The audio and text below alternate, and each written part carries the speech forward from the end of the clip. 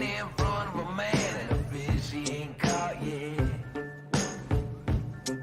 Honey, if the world calls me, tell him I'm fishing. I'm going fishing.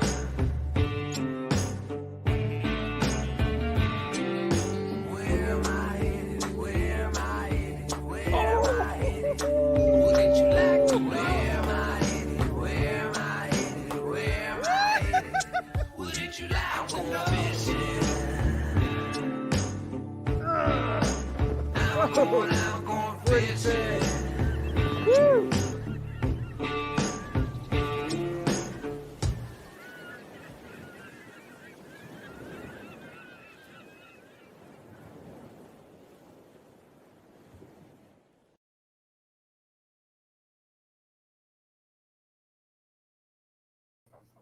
Hey everybody, Jim Salmons here, and welcome to the Kayak Fishing Show Live, brought to you by all these great sponsors scrolling across the bottom.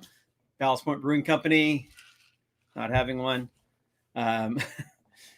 It's I wanted to comment on my show last week.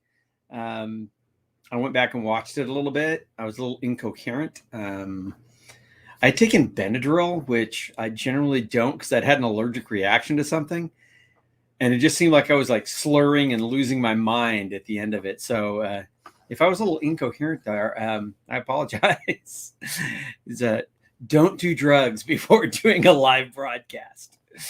I can usually do my beers, but Benadryl kicked my butt. Now I know why people give it to their kids when they're going traveling.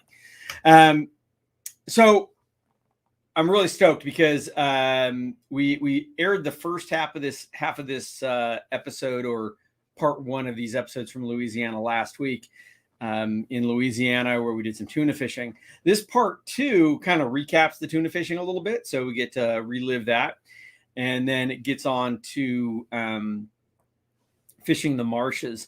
And I'm stoked because though he couldn't join me last week, he can join me this week. So my buddy Jameson is here. Hi, Jameson. Hey, Jim.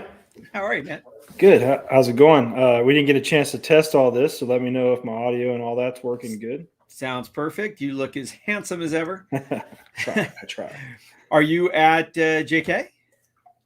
So, yes, we are having kind of a marketing conference this week, and we rented a little cabin out at Rock Island, which you've been to many times for the Dealer Summit. And so we are staying at Rock Island, and I am in the cabin right now. So I'm hoping. So you have connectivity at the. They have Wi-Fi, but it tends to go in and out. So if you lose me, just go on without me. I know you can do it. Well, right now it looks good. Yeah. Well, you're at Jackson.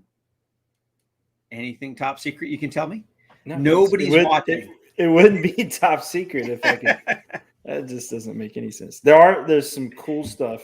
Not only from a product standpoint, but we definitely have grown leaps and bounds over the last couple of years, and I think there's some cool stuff coming down the pipeline. That's all I'm saying. I probably already said too much. I'm just going to drink my beer so I don't talk. Well, let me ask you this. Everybody, it seems like, in the outdoor world has had supply chain issues, delivery issues. Has Jackson suffered any of that with a lot of the stuff being made in the U.S. or? Yeah, so a lot of the stuff is made in the U.S. Chad, you can walk by. It's totally fine. Sorry. A lot of the stuff is definitely made in the U.S., but even in the U.S., we've had some supply chain issues, getting the plastic and whatnot, and just sourcing things that we don't control. So, but we do have a few things that we just can't get made here. Some of our seat frames and whatnot. But it's been hard to just make sure that we have all the parts and pieces. It's also been a struggle to find steady help. So we're constantly hiring, and I see hiring signs all over the country as I travel right now. So if there's like 50 people watching that want to work, Like I said, it's in and out. Apparently right now it's out. We're definitely experiencing on many different levels, the same things that are happening across the board with most industries right now from a standpoint of manpower, supply chain issues, and just demand too. Demand is just super high right now for anything outdoor related. So Yeah, it's crazy. It's crazy. I mean, I went and got my hair cut this morning, and they're like, "Yeah, we have like 3 people working in the shop. They go, we don't have enough people working." It's like nobody's working. yeah, I don't get it. And then I don't know how they can afford to not work with the price of gas going through the roof. I mean, I'm sure it's cheaper where you are, but like diesel right now for me is almost $5 a gallon. oh wow, yeah, it makes it tough when you are at the pump for sure. Yeah, well, that makes kayak so appealing, right? They don't. It's a lot easier for me to take out the kayak than the boat right now. That's for sure. 100%. Yeah, apparently, the demand is high for kayaks right now. Okay, so we'll touch on that real briefly. You were also just last weekend. I think you were. That's James. Hi, James. We see you. And you know what? Can't see his face at all. It's just a black shape. Still no. But what can you see? That dome. All I had to see was the shape of that head, and I knew it was James. James Macbeth from Jackson Kayak. Yeah. Anyway, what I was starting to say was just last weekend you were down at you were at Pack in Louisiana. Right. Yeah. How was that? So they're still rebuilding, but they're doing their leaps and bounds. Hi, James. James. They're growing leaps and bounds, or I'm saying rebuilding leaps and bounds down there, making a lot of headway. The community came together as it always does as far as the kayak fishing. We were able to, through a few different ways, raise money through the community to get some supplies. When you drive down there, it is just really humbling to see just how bad the storm really was.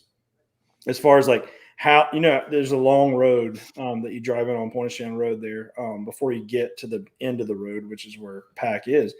And there's just houses that are just like gone, and there's just piles of rubble or whatever, or they'll have a hole all the way through them, or, the wall's missing. You can see right into a bedroom or into a kitchen.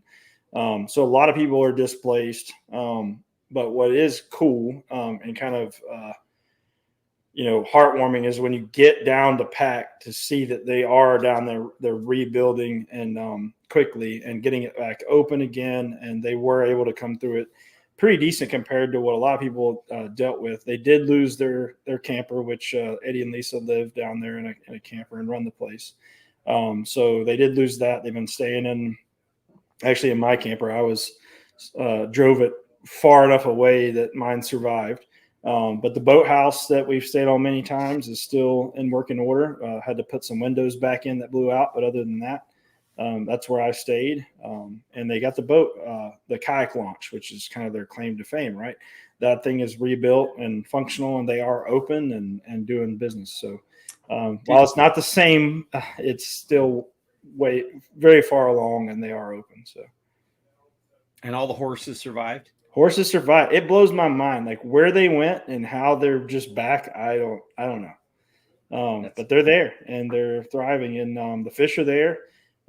We had some fronts and stuff that came in, but I took my dad, and he had never been red fishing before in his life. Never caught a redfish. His very first redfish was 40 inches. Wow. And he sight casted it with a chatterbait. So it was really cool to see that go down and have him catch a giant for his first one. So that is very cool. We're checking with a couple people here. Liam Young watching over at Kayak Fishing Tales, our YouTube channel. Thank you for joining us from over there. Facebook user, and it says no secrets, and then it says hi Ginny, then hi Jimmy. It's probably James. So if you are checking in through the Facebook show group page, you do need to give the page permission to show your name. So that way we'll know who you are, because we have another one down here saying hello from Ottawa. Which is funny because that's where James is from, but he's not in Ottawa right now. Yeah. So. We have viewers all over the world, including Ottawa. Yeah, it's awesome. Aaron Dodds, how you doing, Aaron? Saying hi to both of us. Yeah, Aaron's And from up there as well. appropriately, Jameson wearing his NRS T-shirt because we have NRS Fishing saying hello. Everything's mirrored. So I know. I always get that backwards. yeah, Well, I think the thing about that place is, I mean, it really shows, and we've mentioned this before, just their resilience. The fact that they would go back and rebuild time after time. You know, we talked to Eddie that one time actually during the shoot, and I mean, the amount of times they've gotten pushed out of that area, it's absolutely crazy. And the fact that they just keep going back, and the fish keep coming back too. Yeah, it does. It's somebody texted me today. The fish are there, and I don't know what they do during the storm. It would be kind of cool to have GPS trackers and see where they go and what they do, but they're still there, and they seem to be there like right after a storm. You know, they're still active, and we had, like I said, a couple of like cold fronts coming and going, and so we had good weather in between them, but the fish were just kind of acting a little funny, but we still caught fish. And this episode being about Louisiana in general, I mean, they have to be resilient. I mean, they've just been getting pounded by storms over the last couple of years, but it's still what do they call it, the sportsman's paradise. It still is. It is.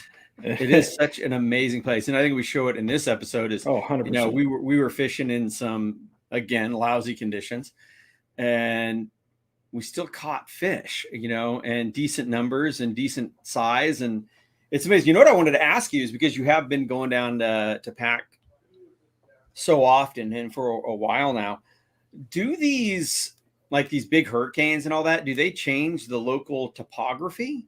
I mean, do any of the little islands just get blown out, or new channels developed? Any old ones get closed down, anything like that? So until this one, I haven't noticed that happening so much. A little bit, but this one really did change a lot. So several places that we fish a lot and that you've been to a lot with me, like when we went up north, for example, the last time that we filmed there, Matt was telling me that he can't even get his boat, and Matt's the local guide there. He can't get his boat up north because there's so much broken marsh that kind of got dislodged or whatever, and then relocated. So there's all these clumps of grass that range in size from 6-7 feet across that are just relocated, where there used to be a solid landmass. Now there's broken smaller little islands or whatever just scattered across. And so he can't run his boat because some of that is under the water. You don't see it, but then you fill your boat, kind of hit it and lift over it.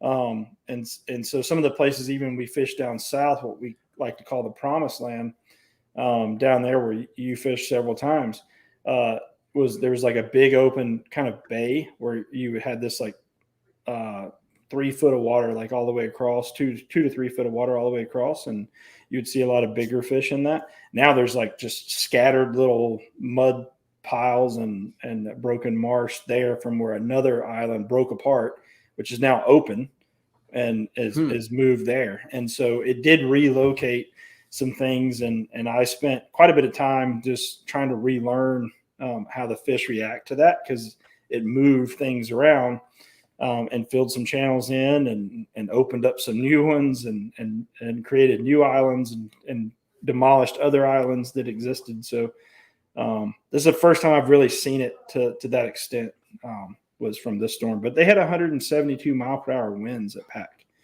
So it's crazy. Did all those because there was a lot of trees, old dead trees.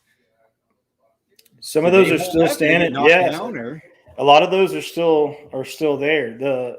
Which is crazy, because you'll see certain things, like for example, there's a lot of metal, covers over RVs and stuff at Pack, like metal structures, right, or like sheds. And they all got wiped out except for one, which is completely untouched. It looks like it has never been. It even had Christmas lights hanging from it that are still there. And so you're just looking at that and you're like, I don't understand. That house is gone. You couldn't even tell there was one there. That one's semi-destroyed. That one looks okay. That one's gone. And it's just weird how it was kind of selective And I guess it was just those wind gusts or even possibly tornadoes touching down or whatever. But yeah, there's like the Redfish camp, as you know, which is on stilts. Other than a staircase, you would never know that it even existed. Like it's not only is it all the stilts are gone, the whole camp is gone, but it's not there in the water. Like you would think it would just be sitting there in the water, like you would see remnants of it. Right. There's no trace of it. They don't know where it went. Like they can't find it. In fact, they found part of it 6 miles away. Just when I was down there, they were kind of running around looking for stuff, and they found part of the hand railing 6 miles from pack. So, and that's all they know of that exists from that. We don't know where it's at. Like it's just gone. So it is Bomb pretty went off. Yeah, it's pretty wild. It really is. So it's definitely, it was a different level than anything I've seen since I've been going to pack over the last 6 years or so. Well, Chris Funk checking in. Hey, y'all, sure wish I could have chased some skinny water reds with you. Well, Chris, you know, we always have a great time fishing with you. I'd love to get on the water with you again because it's, you can not catch a damn thing and have a great time laughing. Yeah, Chris is awesome. Jason Frazier says, cheers. How you doing, Jason? And Alan Thompson, I'm sorry. Hey, fella, she be all frozen up here pretty well in Alberta. Yeah. It is, I don't know, 75 today and hot outside. Just beautiful. We've actually had really nice weather. This is kind of my favorite time around San Diego. There's nobody around and the weather just ends up being beautiful. So are you just sorry you're frozen? You're just like sticking that knife in a little deeper, Jim. Yeah, sorry you're frozen up here. I actually need to turn on my AC. And it's not humid. That's the best. Some people are just jerks. Yeah, I'm sorry. So this episode, like I said, we fished for the first part with the Mexican Gulf Fishing Company. Jameson caught his very first tuna ever. And then again, we that's kind of a recap from last week's episode, the first episode. Probably because we I think we were there for a week and I think we fished for 3 days because of weather. Yeah, it was actually pretty impressive, the amount of fish and the fact that we got 2 full episodes of your show in 3 days. Like, and 2 of those days was chasing tuna. So being that the Redfish day, which I assume because I missed last week, sorry, is what you're going to be showing today is some of that. We did all that in a few hours in one day because we were literally dodging thunderstorms all day. Yeah, I mean we got soaking wet. I remember when it went into that little bar / restaurant, whatever it was, and hid from the rain for a couple hours. Had a few drinks and just sat there and then got back out on the water again. But I mean, it was just, I love going to Louisiana, but I keep thinking back. I don't know that I've ever had a good weather trip. Yeah, it's been tough. I know we had like weather days, like we would have like a break. I know at Pack, for example, we were able to go down to the promised land and sight fish some fish, but it was like one day in the week that we were there that turned out, beautiful. But that is the thing about Louisiana. Like you do that in a lot of other locations, and I don't want to bash any one certain location because I love fishing everywhere. But even bad trips to Louisiana are better than decent trips in other places. So like, that's it. Even in the trips, every trip we've had, even though it has been, we've had to deal with weather, the amount of time that we've had to fish may have been shortened, but we've always had good fishing. Mm-hmm. So it is an awesome place, and again, that's probably why it is the sportsman's paradise, as long as it can stay intact from hurricanes. So. I forgot to share I forgot to even share the video. I was doing the screen, so I don't know what my head was doing today. Take some more Benadryl. Yeah. God. Yeah, I'm telling you, man, you got to travel a long way with your kids and they're being a little rowdy. Here's some candy. Jim Salmon's promoting drugging kids since. With that said, let's add that to the stream. Oh, Jameson, have you seen this new feature on StreamYard? it now gives us the picture in picture. Oh, picture. That's sweet. I haven't actually done a lot with StreamYard in a little bit here, but that's sweet. Yeah, because normally it was. I'm going to get rid of these overlays. Normally it was this view. Yeah, if we wanted to be on screen, but the picture in picture, I think, looks a lot better. So for sure. So if anybody's ever wondering what software we're using StreamYard. So if you want to do this stuff, it's a pretty cool setup. So with that said, how about we run this episode? This week on the Kayak Fishing Show, we are in Venice, Louisiana. We've been down here for a couple couple days doing some tuna fishing. Dude, great. Okay. Spanked Jameson at that. He wants some payback, so we got one day to do some fishing for redfish. We got knocked off the water from rain yesterday, so today we're going for the redfish. That's a good fish. Stick around to see who's buying the beers at the end of this one. It's not going to be me. You had a little less gray in the beard then. Why is it always a competition between us? Like I caught my first yellowfin tuna and it was amazing, but yet somehow we still turned it into a competition. Keeps it fun. I did have less gray in the beard. Also had less kids. So. That'll do it. I just posted a picture the other day with me with a big old Cubera snapper from down in Baja, and I don't think there was any gray. But that was back in, I want to say like 96, something like that.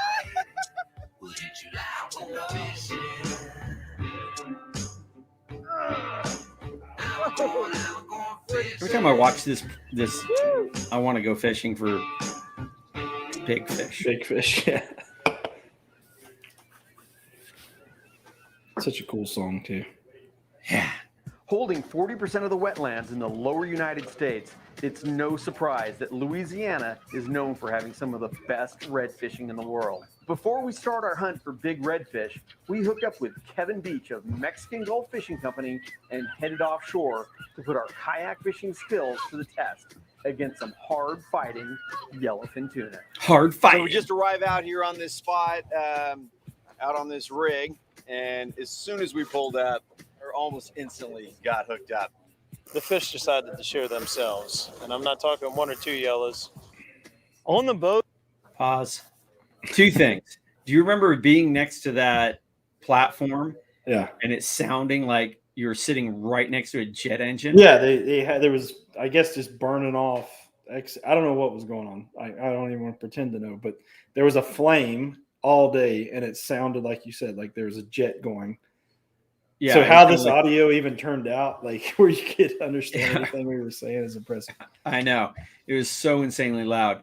And the other thing I was going to mention was Mexican Gulf Fishing Company. I mean, what a great outfit. And just fishing with Kevin Beach. I mean, the guy is hilarious. Yeah, it's just you're laughing the whole time. Obviously, they know what they're doing, and just their equipment, the boat, like everything about it was just like an experience without the fish. Like, I mean, we literally on this trip saw huge bull, dolphin, like mahi, and Kevin's like, "You don't want to cast at that. We're going to catch real fish." And so it's just like setting the. You're like, "What is this? I don't even know where I'm at right now." It's Jurassic Park. And those Freemans, you know, and this was the little one. I guess he has a 42 footer now. This was, I think, a 38 or 39 or something. Yeah. And now he has a 42. Those boats are just crazy fast. So comfortable too. Like you just don't feel. I mean, you run 50 mile an hour or whatever, and it just smooth as it can be. Yeah, amazing. So keep it going. You've got Kevin and his mate Parker, which are so experienced. They have the best gear for the job. But in the kayak, it's just me. So it was going to be a job to get them in. I've always said it, you know, the reason I love saltwater is the potential of catching fish that physically hurt you, you know, and that's what they do. They physically hurt you. My arms are so freaking gassed. I'll tell you what, fighting a tuna from a kayak is no joke. But man, Mexican Gulf put us on them 2 days in a row. Can't beat that. So touching on the physically hurt you part you of grab it. that fish out. Yeah, you grab a bass by its lip, you pull him out the water, and sometimes he shakes, sometimes he doesn't. You grab a 100-pound fish by the lip, throw him on your lap by yourself. Pretty cool feeling. That was about a 70, 75 pounder. I can't imagine one of these 100, 130 pounders. I would definitely need a bigger rod and a little more gas in the tank. Talk to me, Jim. Got this guy right here, right there. I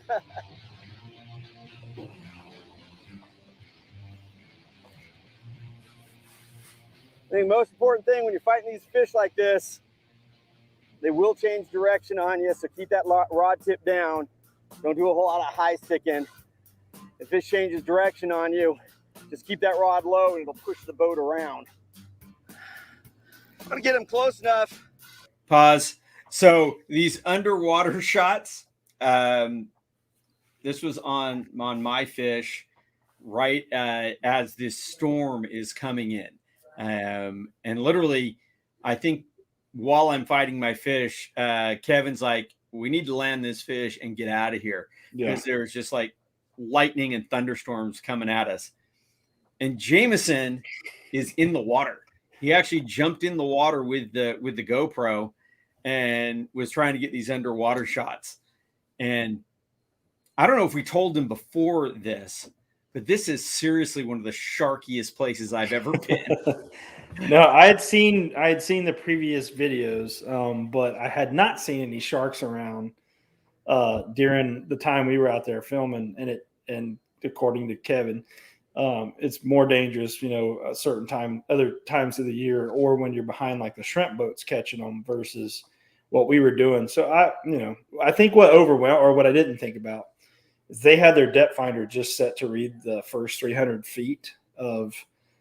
Right. And I mean, so in my mind, I just saw that on the screen. I'm like, oh, it's 300 feet deep here. So, which, I mean, it shouldn't make a difference, right? Who cares if it's 300? I get back in the boat. I'm like, it's pretty crazy to swim in 300 feet of water. And Kevin's like, oh, no, that's like 3,000 feet of water. And I'm like, right. Wow. For some reason, it just took it to another level. Like after the fact, I'm like, holy crap. Yeah. The abyss. The abyss. And on our trip, like I said, where we were fishing the shrimp boats, there were so many sharks. And when his deckhand jumped in the water on the kayak, I should say, and caught a pretty nice sized tuna, or hooked into a very nice sized tuna, and ended up bringing up this just massive head. And I mean, it was one bite, and a fish this big around bit in half. I'm glad you're telling me all this now, even though I said right now, when you're sitting in a cabin in Tennessee, it's not so scary. It's in the moment, it didn't seem that scary, but yeah, thinking back on it, that's probably stupid. But let's see, we had a couple comments. May as well bring them in here really quick. Roy Graham saying hi. He also said they were burning off natural gas. Yeah, that makes sense. That's what I kind of thought, but I didn't want to say it and be wrong. Bobby said, I would have never jumped in. Shark's not getting me. Well, you did have your shark shield out, so that I did have the shark shield, and I'm a believer in the shark shield. It definitely works. I've seen it work. So I can gaff him. I'm gonna keep this guy because I saw him come up early. He was bleeding pretty good, and they they're seem delicious. to have really good talent. Right when they come up next to you, they go down, just out of reach.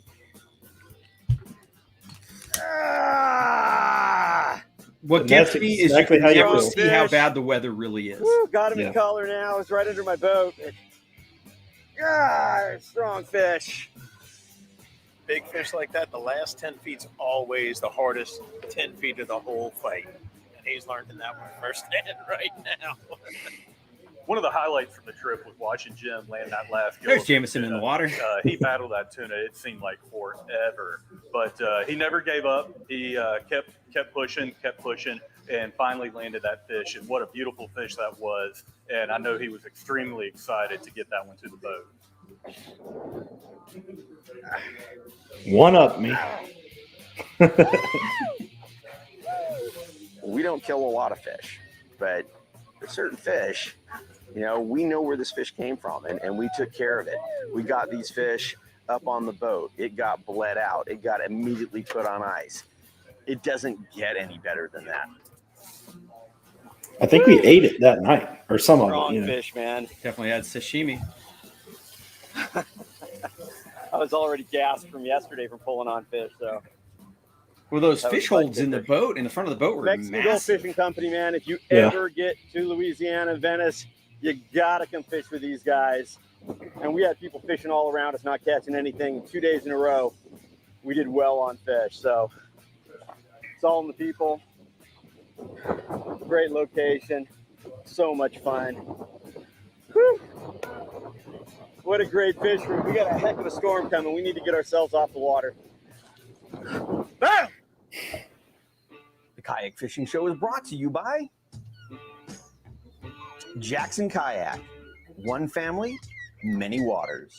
Bill Ray Edward Marine. says, what Simply yak were you superior. using out there? I think I was using a Kusa Cigar, the HD, inventor or and You were in the perfecter Cuda- of Cuda fluorocarbon HD. fishing lines and leaders. And, and I you was had in the Kusa FD. Yep. And that was one of the first, pretty new Kusa FD, actually. Like we just. I think that was come out right with when that. the boat first came out. Yeah. And Don Fields says, hey, Jim and Jameson, boondoggle in Flamingo in February. Yeah, Don's old school boondoggler. Like That's cool. Those are a fun event. Don and I have shared a many a cigar by a campfire. Been the last two people. Just still sitting there. Jameson, can I get a radio check? I got you loud and clear there, boss. Right on, buddy. So we're in Burris, Louisiana, and the plan today was to just try and get on the water because we couldn't get on the water at all yesterday, and get after some redfish. The plan for this whole overall trip was to do tuna and then redfish. Successful on the tuna, and then we had a day that we couldn't even get out because of the weather. We battled the weather pretty good on this trip. But Jameson has visited this area before, and he had some good ideas on where he thought we could get out, maybe have a little bit of protection from the wind, and that he had a little bit of confidence in because he had fished in this area before. So, it's really nice to come out with somebody who fishes the area, who at least has a general idea of what we should target, where we should target them, and what we should use. I think that boat was the Lisco, wasn't it? The last couple of days, the weather. Yeah, I think I has brought been a pretty few horrific. boats down. I That mean, might be the torrential Mayfly, actually. rainfall Oh, okay. all day yesterday, and we wanted to get out on the water, and we just weren't able to. This morning, we saw a minor window of opportunity to get out, It needs help. and we decided to go hit it. It's a taming. Yeah, that thing's out of control. All right, today with these conditions, we're going to be throwing, I've got all bait casters here, medium 7-foot rods, medium heavy for some of the bigger baits. I'm going to try a little top water, but in these windy conditions, I'm probably going to be using the Z-Man chatterbait quite a bit. It's got more flash and a little more vibration. It's a good search bait because it's going to be tough to sight fish today, especially with the cloud cover. Like I said, I've got the Rain Shadow Mortal Series, medium and medium heavies, 7 to 7'2". That way, if the fish makes a run around the bow, I've got enough reach to get out around it, and it's good for casting. Paired up with low profile reel, spooled up with about 30-pound braid, and again, I'm using 12 to 20-pound fluorocarbon depending on my bait setup. My go-to setup today was a 7.5-foot Century advanced fishing rod, super sensitive, great casting, good backbone, low profile reel that was loaded with 50-pound Seagar braid, and then just a short top shot of 12-pound Seagar Premier fluorocarbon. And then I was using a Tactical Anglers crossover stalker surface lure, basically for walking the dog, and it was deadly this morning. It was Still one of my impressive to favorite me how topwater much baits. topwater bites we got in these conditions. Like, Yeah, middle of the We're day. in this kind of marshy area, working our way through little channels and pockets, through the top water up. Oh!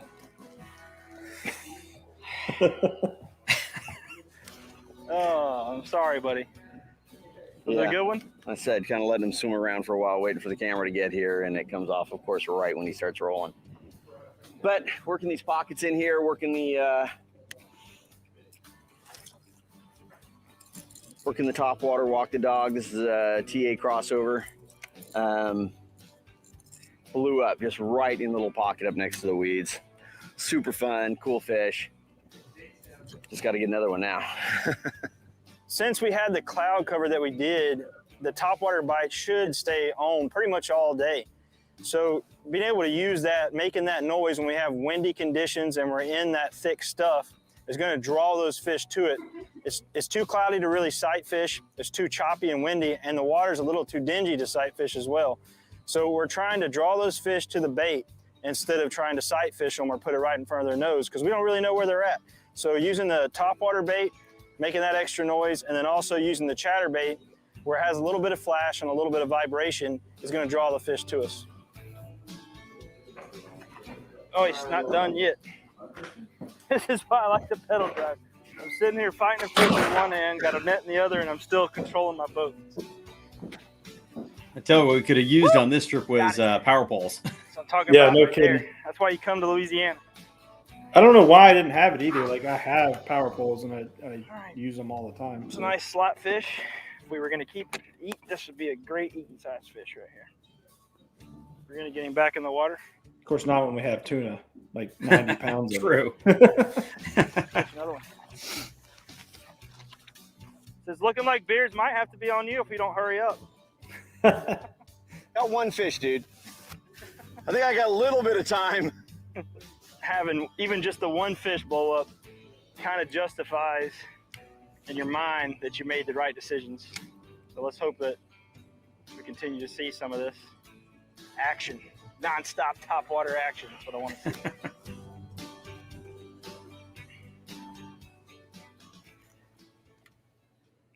The Kayak Fishing Show is brought Where exactly were we fishing, Jameson? So that's what I was going to say. We One were family, just up the road from many Venice waters. in a little area Ray called Marine. Burles. And we launched there at anyone that's been there has probably knows where that is, but it's Joshua's Marina.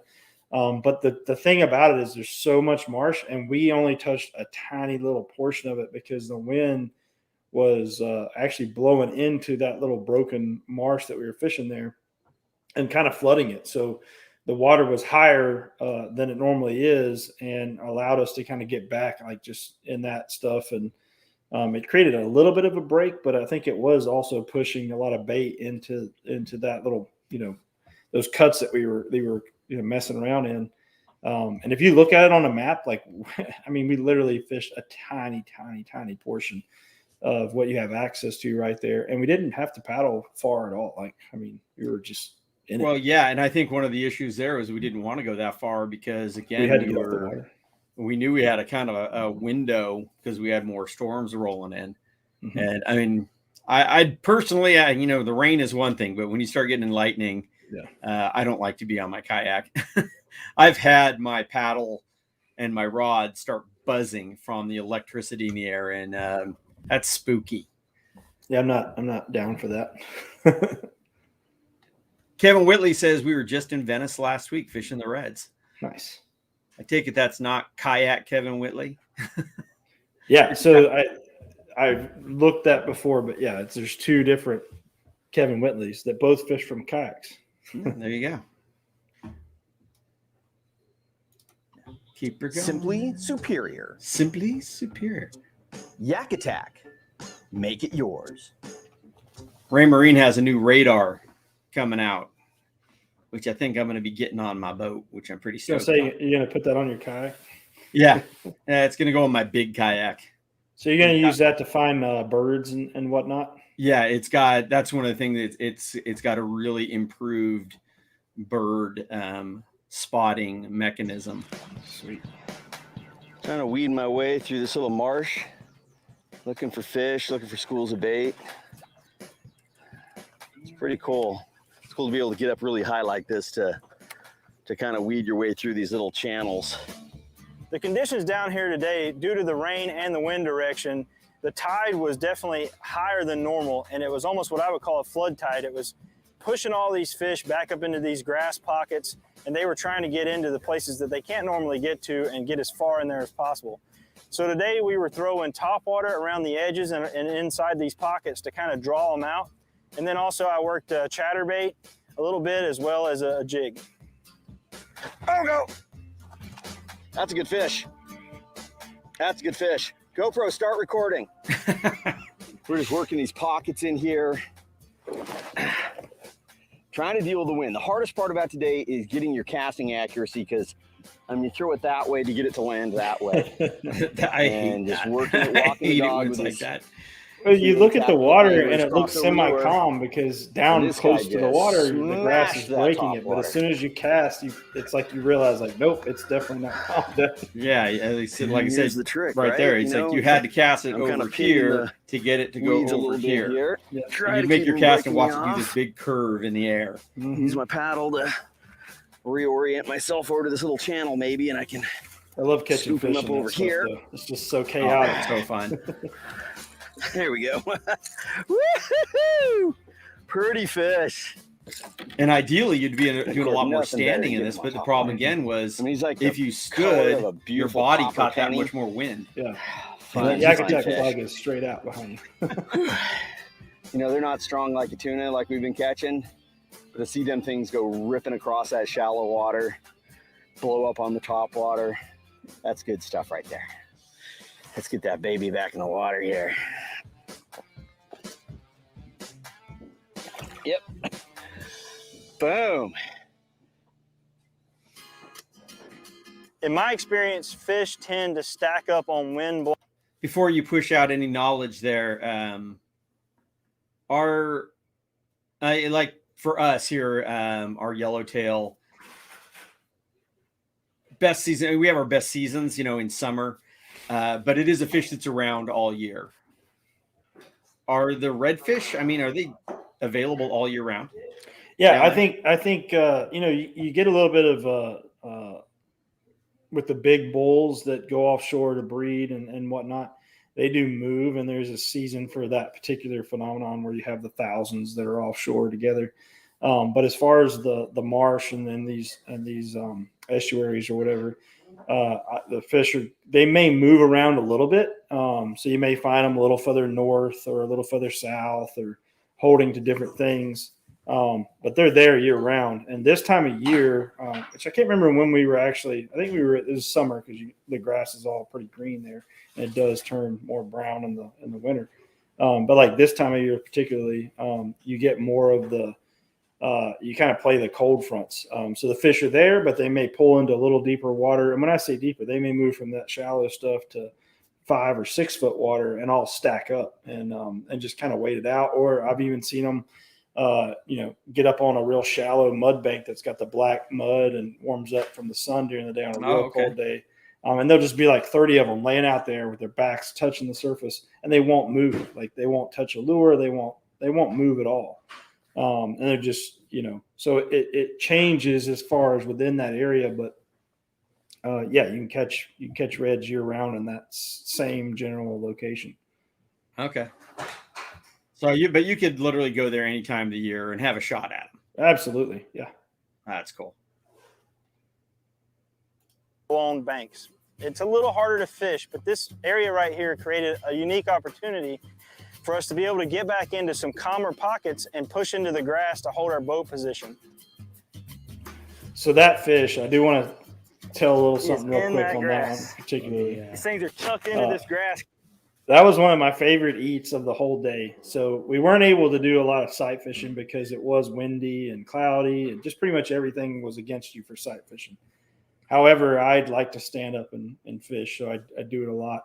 Even when it doesn't make sense. And I just happened to see this fish in the grass with its tail out of the water, like in the middle of this grass. And I told Will, who was filming and actually is outside right now, that, hey, I'm getting ready to catch this fish. You should definitely point the camera at me because it's going to happen. And I just like underhanded the chatterbait, worked it like a jig into the grass. Like it was like a rod length away really, but I just kind of dropped it right in front of it, and then the fish ate, and it was just such an amazing eat to see him like in that thick grass, put that thing right in front of him, and he immediately smashed it. And then it's like, all right, now I got to figure out how to get him out of there. Right. And but it was just like, you talk about calling your shots. Like, that was the only time that day that I was like, turn the camera on, because this is about to happen. Like, so that's always cool. And it was that way too. Like I said, there were times I know we'd have these like barriers of grass, and your kayak would get pushed up against it, and you were casting over the top of that into a pool or a small area over that. And it's like, okay, I know there's a fish in there. What do I do if I actually hook one? Because then I'm gonna have to drag him across the grass, or drag the kayak across the grass, or whatever it was. I mean, it was pretty funny. But I mean, it's red fishing, you know, I don't do it a lot, you know, once a year, if that, but it's always fun. It is always fun, you know, especially when they are tailing and you can sight cast them. I mean, it's just, I've said it before. It's like, that's when you start getting that buck fever. You know, it's just like, when you see him and you said, and you know, you want to make a good cast. You forget all the things you're supposed to do. Right. You know, like I said, drill him in the side of the head with the lure, backlash.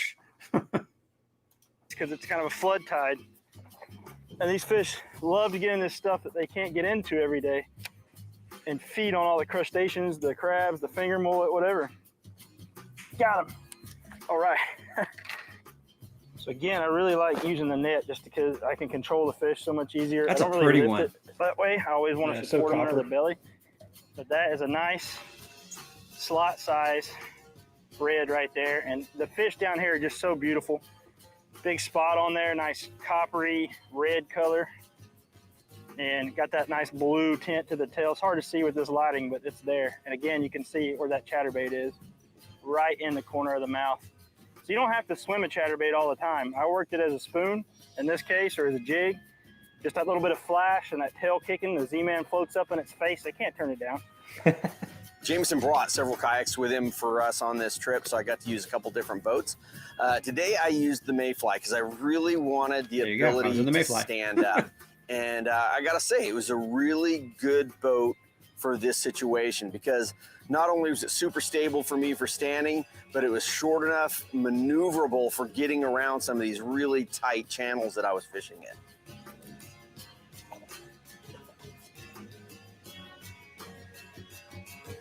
Look at that weather behind you. Very pretty fish. 3 spots on one side, 1 spot on the other. Kind of had that real copper penny look about them. TA crossover lure. Let's get him back in the water. I've had him out for a little bit, but man, it sure is pretty, huh? I chose the FD to use down here in Louisiana, both for the offshore part and the inshore part. Now, when I did move back into the shallower stuff, into the grass, where I really wanted to stand up to make accurate casts, all I had to do was take one finger and raise that drive unit up into the hull of the boat, pull my paddle out, and use it just like a regular kayak. It's trying to rain, dude. Of course, typical kayak fishing show fashion, it's raining. We would like get off the water. It would stop raining. We would get back on the water. Then it would start raining. We'd get off the water. Kayak Fishing Show is brought to you by. And it for a Jackson while Kayaks. just stopped. I know that, like the day before, Cedar. that rain was coming down sideways. Oh yeah, it was bad. Yak Attack. Those days are good for regrouping. Werner. Whoops, what happened?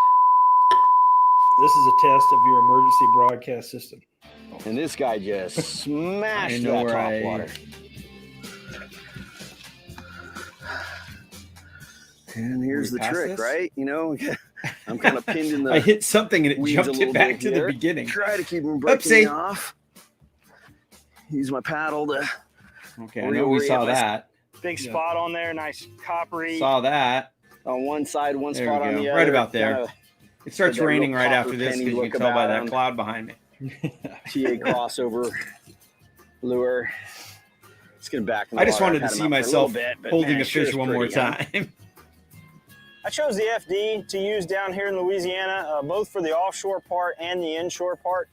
Now, when I did move back into the, Tell the marketing shallower team I stuff gave into the grass where I really wanted to stand up to FD make double accurate plug. casts, The double all I had plug. to do was take one finger and raise that drive unit up into the Someone hole needs of the to boat, groom that pull my paddle out, face thing and that's use it on just there. like a regular That kayak. beard is terrible. Trying to rain, dude. Hey, is that the Burley Pro cover on your?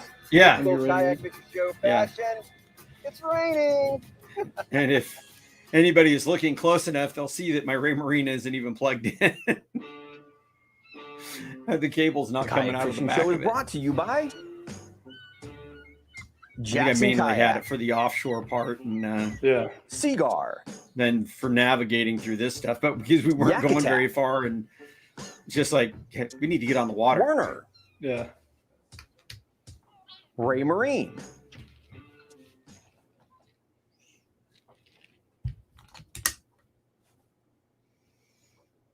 Speaking of Ray Marine, I know I mentioned their radar a few minutes ago. On Thursday evenings, and now they were doing them every week. I think they've gone to every other week. If you guys are using electronics, Jim McGowan does a tutorial every 2 weeks talking about the different ways to use your electronics, and they're super informative. So that's on the Ray Marine's Facebook page. So if you are looking to learn more about your electronics, you should check those out for sure. I think they're at, I want to say they're at 4:00 Pacific time, something like that. So 7:00 Eastern.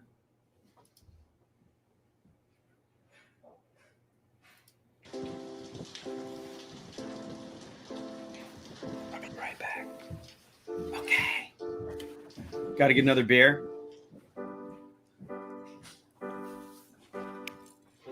Well, we just sat out here, kept casting in a torrential downpour. I am absolutely drenched to the skin, still having a great time. It's cleared up a little bit. We've got a window. We're really keeping an eye on the radar because there's some thunderstorms coming, and hopefully we'll get back out again later this evening. But for right now, we're going to keep at it for about the next hour.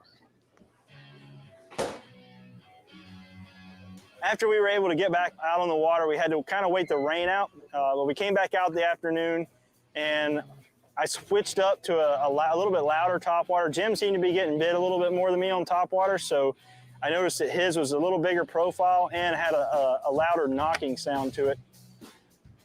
So I was bringing my topwater through this section, and just as I was lifting my lure out of the water, I got absolutely blown up on. Huge explosion. The smallest needlefish I have ever seen.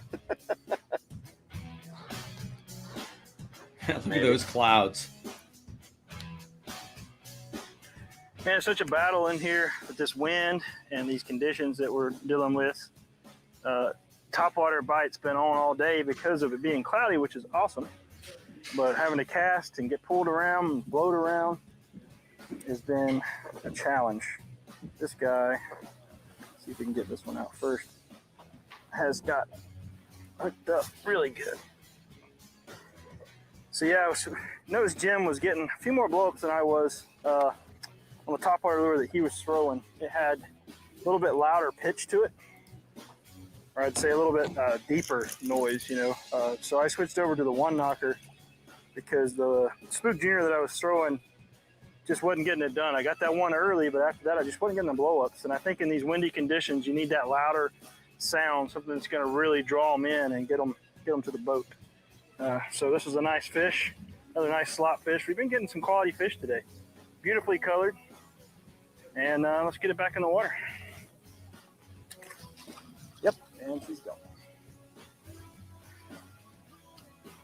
I kind of had a day of highs and lows. I mean, I did really well this morning. And of course, anytime you can catch these fish, they're strong. But when you can get them on top water like we were, that was just so much fun. Came back out this afternoon. It was considerably windier this afternoon, and it was really affecting my casting accuracy. I got to say that I was off by like this much all day on my cast. I was overcasting just this much. And if you're overcasting that much, that means you're catching the weeds, and it's just a blown cast because you're bringing back weeds, and ruined it. So second half of the day wasn't too good for me. I had one blow up. I didn't land any fish on the second half of the day. But the morning was so good that that's what I'll remember. It was so much fun. So many good fish. I would say, considering the wind, considering the rain just lingering around us all day, I did pretty well. I think overall this morning I got 3 fish and had maybe a couple more strikes or so. This afternoon I caught 2 more fish. The bigger one that I had is the best fish I've got today, and just annihilated it. Got him. I literally think that the bait landed in that fish's mouth. Good size redfish. He hit it so fast when it hit the water. I'm like, I must have hit it. Look at that one knocker, dude. That is a toad. Look at that. It is wild when that happens. I mean, it's down his throat too. Like, Let's I see mean, what those pliers I don't are. see how inhaled it it happened on so your quick. knee. It shocked me, right? Like, I was like, Well, that right there is a great fish to finish up a day. We've been battling storms all day, dodging them, not always making it. But man, that's why we're coming out here. We've caught so many of these beautiful fish. We've had a great time here And on top water. on top water, nothing better. We've had a great time here in Louisiana. You ever get the opportunity to come to this wonderful state and go fishing, man, you got to do it, because there is all kinds of fishing opportunities. Join us next week for more exciting action on the Kayak Fishing Show. Get this guy revived. These are such hardy fish. If you take care of them, try not to handle them too much, they'll just ease off. Ready for the next time.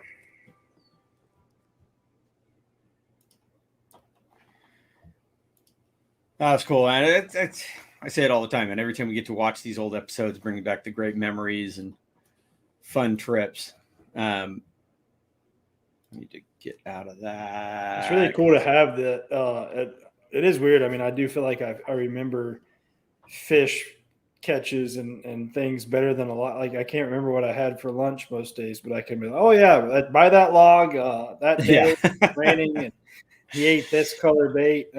But I've said this to my wife before. It's just really cool to have the opportunity to do some of these things with you and work in the industry that we work in the part of the industry we work in, the media side of it, because those memories are out there, videoed and photographed, and so we can tell those stories and then actually back them up with actually have a little bit of proof. a little bit of proof. But it's cool, and I think it's one day when we're both old. Well, you're already old, but when we're both both old and we're sitting in rocking chairs at some nursing home, maybe we can look back on that and be like, I still remember that. Let's see. Bobby Tucker says that chatterbait is awesome. Chatterbait's a Z-Man bait, right? Yeah. So that is, their brand or their name. It's a bladed jig is what it is. And there's other brands that make them. Obviously I'm affiliated with Z-Man, and I think the original chatterbait, if you will, or the original bladed jig is their product. Okay. And they have many different kind of versions of that. I was throwing what they call the diesel chatter, which is like their saltwater, doesn't have a skirt on it. But yeah, I throw that bait a lot. Yeah. Kevin says he's fishing the Calusa Blue Way tournament in Matlacha, Florida. Wish me luck. Well, good luck, dude. That is a great tournament. We actually came down and filmed it a couple years ago now, before all the COVID nonsense.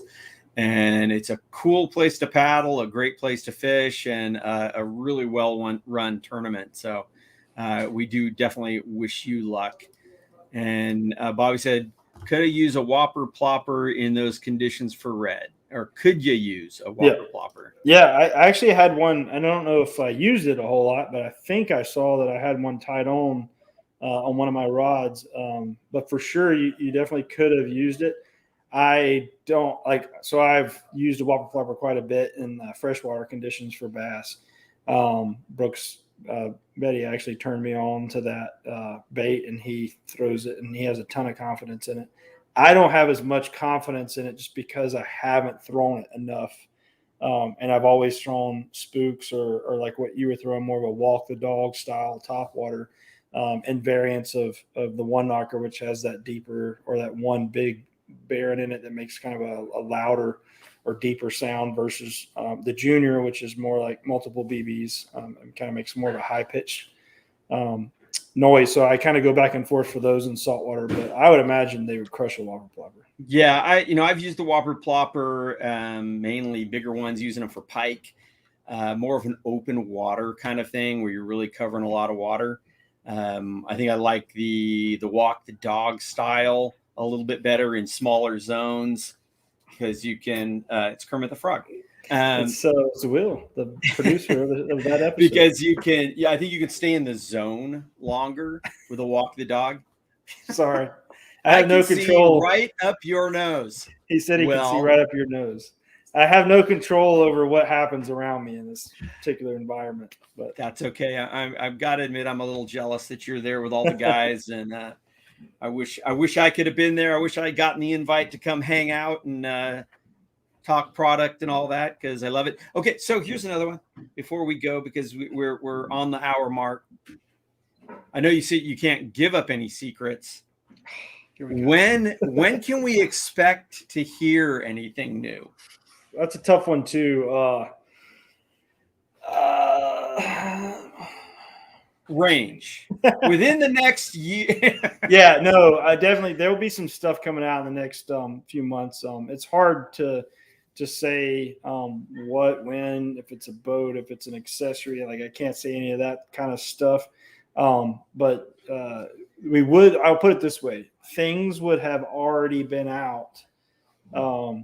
More things would have already been out there in existence if we weren't dealing with the supply chain issues and just all the issues, demand and all that right now. Right. So I think it'll be exciting.